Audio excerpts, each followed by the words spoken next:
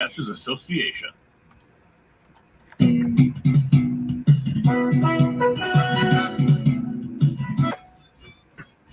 This is the morning sports desk for Wednesday, August 9th.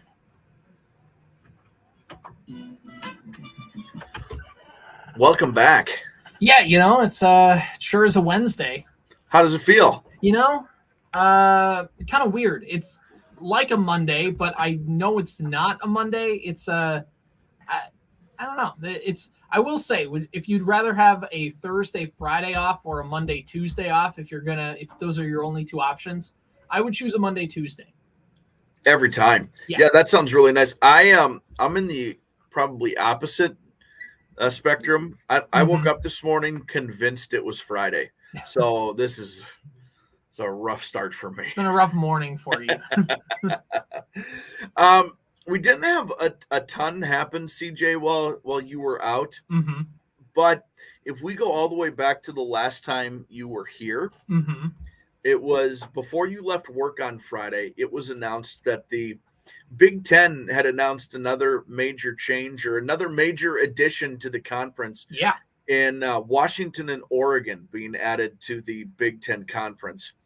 That ups it to 18 teams now in the league, and it's things we've discussed before, either here on the morning sports desk or even off the air. We've talked about it quite a bit, but I thought it'd be fun today if we went through and looked at the Big Ten with 18 teams, and what potentially that might look like moving forward as far as athletics goes. I'll be honest with you, my brain, because we're approaching football season, I approached this kind of in best respects for the game of football. Mm-hmm.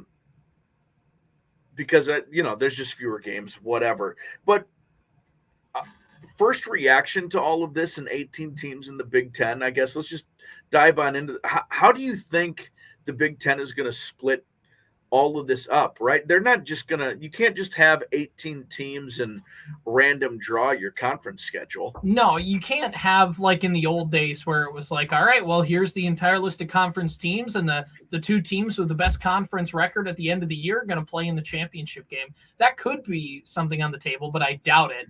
I feel like they're going to have to, in a way, and we've talked about this off air, Corey, in a way, the Big Ten, who now has made themselves a coast-to-coast conference, Big Ten now extends all the way to Rutgers, which is in New Jersey, right next to New York City, all the way to the Los Angeles, and now all the way up north to Washington and Oregon. The Big Ten network now being available throughout the entire country, coast to coast, is a fascinating concept, and basically the reason why the conference has realigned in the way it is. But yeah, they're going to have to essentially geographically realign again in smaller numbers. So, will you get, you could almost in a way take the Big Ten teams that they just added, those four, and maybe move a couple like Nebraska and Iowa, or maybe move them to the western part, and you can call them the old Pac-12, and then you can have the Big Ten, and then the winner of that go play in the Rose Bowl, because I don't even know how that's going to work anymore. But I think in terms of the Big Ten splitting itself up, I think they're going to have to go into two. They're going to just have to split it down the middle in half and kind of see where this goes. Because I think logistically, when you do a Big Ten championship game, which is important, one, for revenue purposes, because that game makes a lot of money, and two, for who gets into the college football playoff, which is also very important for this conference, you're going to need to make sure that you have that established, who's going to be the Big Ten champion.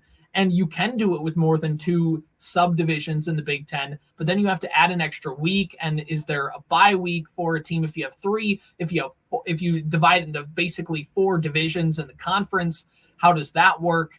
And do teams want to sign up to play two extra games or an extra game regular season wise? That could potentially sink their ship to get into the playoff. I don't quite know. It's like a mini college football playoff to get into the college football playoff. All of this to say, I think path of least resistance, and again, these are all subject to change, no matter what policy is put forth. As we've learned, college football can be a very fluid situation. I think the Big Ten is going to have to realign itself. They're going to have to split that baby right down the middle when they align. I don't know if it's going to be called the West and the East. I don't know if it goes North and South. I don't know if they even go by geography anymore, because again, as we've learned, geography isn't that important in college football anymore. Right. Well, and that's an interesting perspective and a way to look on it, because you're going to need to crown a champion, right? Mm-hmm. That is absolutely going to be the most important thing. And the path of least resistance to finding a champ is by having two different divisions. You just have your division winner versus your division winner. If I added things up correctly, there are the Gophers are playing a 10-game regular season this year. Uh-huh. I believe that's correct, and I believe that's around that's 10, 11, close to normal. So if it's an 18-team league and you split into 9-team divisions, that means you're playing 8 games within your division, mm-hmm. and maybe you're playing 2 non-conference games to round it out, or you're playing 1 interdivisional game. Yep. Right? You're playing, like the NFL does it. If you finished 5th in your division last year, you'll play the 5th team in the other division, 5th place team in the other division as your interdivision game, and then you have a non-conference game.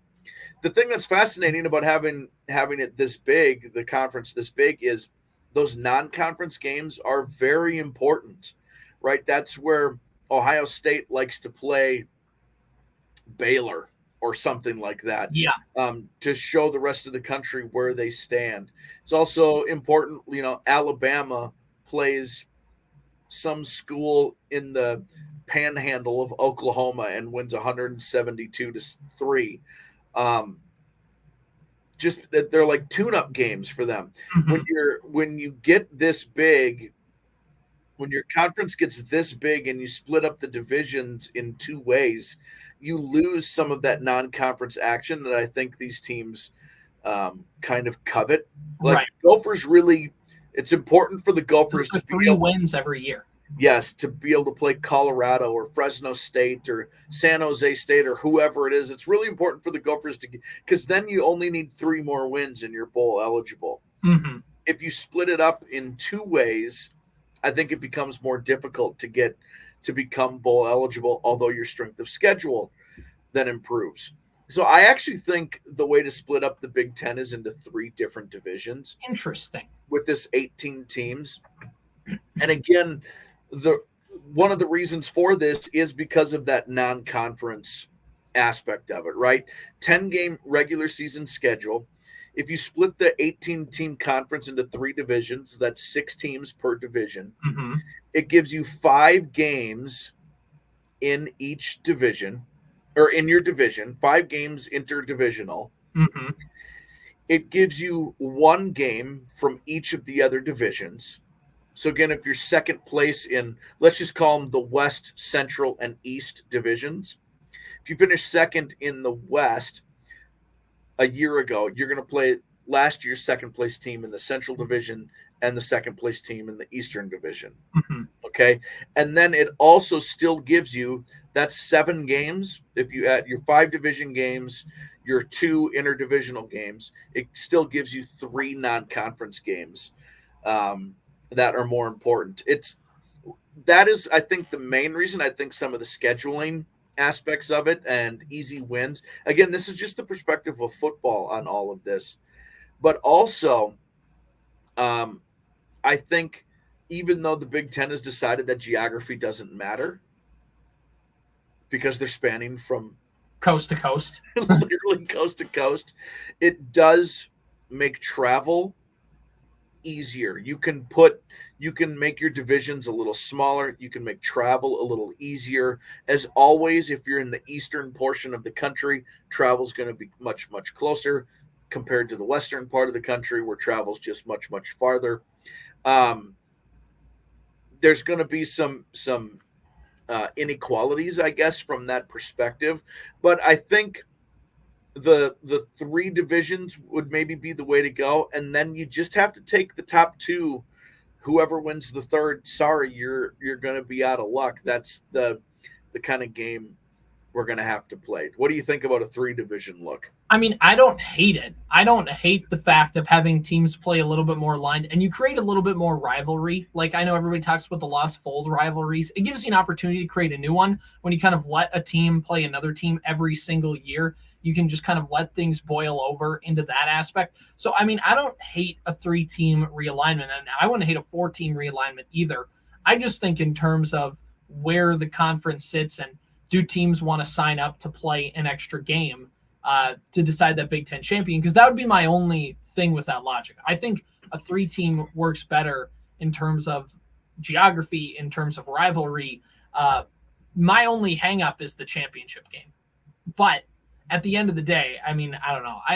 Here's the thing too, and I've been trying to wrap my head around this because I think it gets lost in the shuffle, how it's going to impact, like we talk about how it's going to impact Oregon and Ohio State and Michigan and Penn State. And how does this, and teams like Rutgers and Purdue are just, they're going to be in a weird spot in a few years. But how does it affect like a team that's kind of in the middle of the conference football wise, like the Gophers? They're in that upper half, but they're not, they're not a national powerhouse, but they've been an above average solid program now for the last 5 years. And so where does that put the Gophers now kind of in this new Big Ten hierarchy? Do they kind of become an afterthought, or is there a chance that they can kind of rebuild themselves in this new look Big Ten?